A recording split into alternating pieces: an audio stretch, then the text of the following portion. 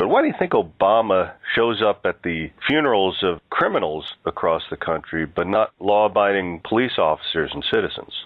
You know, it's absolutely despicable. It is absolutely unconscionable to me to think that not only would Obama show up, but his representatives routinely show up at funerals for these thugs that have challenged police officers. They've been defiant in law enforcement's eyes in many cases. The Michael Brown case down in Ferguson is a prime example. A prime example. Michael Brown down in Ferguson, Missouri, he wrote his own death ticket. He challenged that police officer. Not only did he challenge the police officer, he rushed him, he attempted to disarm him, and he got precisely what he deserved.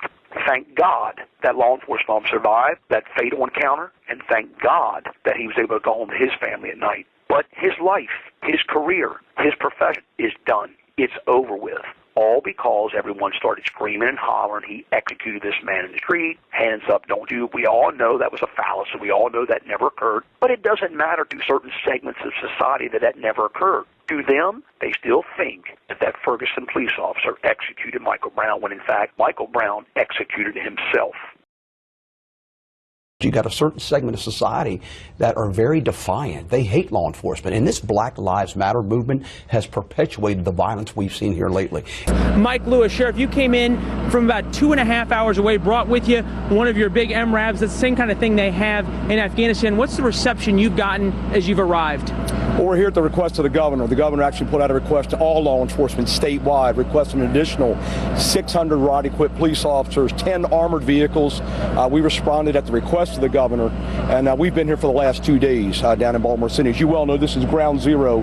This is where it's all taking place. And we've been standing here, and it's hard to believe, standing next to a Memorial Baptist church. Those inside the church that are prohibited from coming outside the church having given us the finger the entire time we're here. And it's shocking to see medic bands on their arms giving law enforcement the middle finger.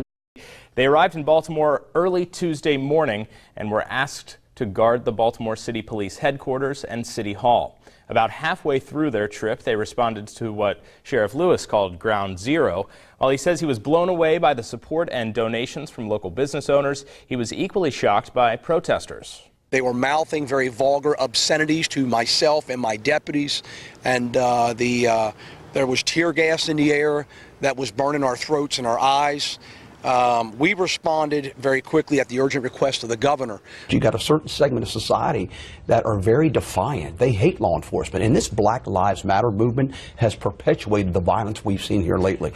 We want to protect people, but when challenged, we will fight you to the death. It's the bottom line. Do I think we can ever win this war on drugs? Do I think we can ever win all these criminal organizations infiltrating and flourishing throughout the United States? And the answer to that is, quite frankly, no. But we simply can't sit back and allow them to travel into or through my county undetected, unmolested, or unabated. No one has a constitutional right to escape detection.